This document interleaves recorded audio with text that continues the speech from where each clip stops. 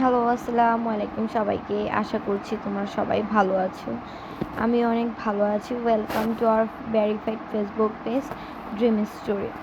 কেন জানি আজকে অনেক দিন পর হঠাৎ করে আমার বিয়ের ভিডিওটা আমার আক্তের ভিডিওটা শেয়ার করতে ইচ্ছে করছে। তো তোমরা দেখতে পাচ্ছ আমার হাতের মেহেদির রঙটা খুবই লাল হয়েছে।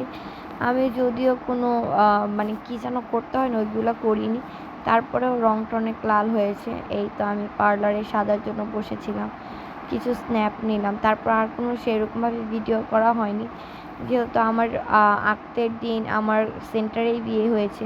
সো আমার একটু আগে আগে যেতে হয়েছে, তারপরেও আমি সেইভাবে মন মতো ফটোশ্যুট করতে পারিনি।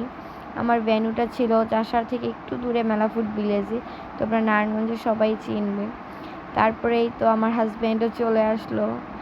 ওই তো আমার দাদা আর আমার ছোট ভাই আমার ভাইকে নিয়ে গেল। তারপর এই তো সবাই আমার শ্বশুরবাড়ির সবাই চলে আসছিল। আসলে ওই সময় আমি খুব লজ্জা, খুব ভয়, জানি না প্রতিটা মেয়ের জীবনে হয়তো এই দিনটা খুব স্পেশাল। না চাইতেও খুব কান্না পাচ্ছিল এই দিনটায়, কেন জানি মনে হচ্ছিল আজকে থেকে হয়তো হয় না কেমন জানি, যারা বিয়ে করেছে তাদের না এই ফিলিংসটা হবে, যে আসলে ওই দিনের ফিলিংসটা খুবই অন্যরকম। আচ্ছা, তোমরা সবাই অনেক প্রশ্ন করেছো আমার বিয়ের লেহেঙ্গাটা নিয়ে। এটা আমি নিউ মার্কেটেরই একটা শপ থেকে নিয়েছি, যেই শপটা মিরপুর কী বলো এটা যেন, মিরপুর নকশিপল্লী না কী যেন বলো এটা, ওইখানেও আছে, আবার নিউ মার্কেটও ছিল। তো আমি অনেক ঘুরে টুরে এটা পছন্দ করেছি। তো এটা আমার খুবই পছন্দের। আর এই ওড়নাটা, যেটা আরবি লেখা নোমান ওয়েটস সামিয়া যেটা লিখে, এটা আমি কাস্টমাইজ করে বানিয়েছি।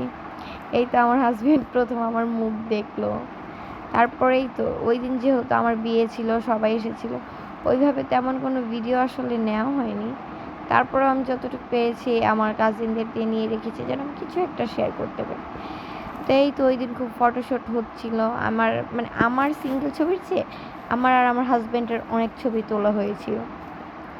আর আমার মেকওভারটা করেছিল হাবিবস বিউটি স্যালন। তোমরা নারায়ণগঞ্জে সবাই হয়তো বা চিনবে হাবিব বিউটি স্যালন। তো এখান থেকে আমি আমার বিয়ের মেকওভারটা করেছিলাম। তো এই তো আমাদের বিয়ের কিছু সুন্দর মুহূর্ত। আমরা ওই দিন অনেক ফটোশ্যুট করেছি, যে এই ফটোগুলো তোমাদেরকে সাথে আগে শেয়ার করেছি। তো এই তো খুব ভালো একটা স্পেশাল দিন। খুব হয় না জীবনের, মনে হয় না এই যে স্পেশাল দিন আমার কিছু ছিল।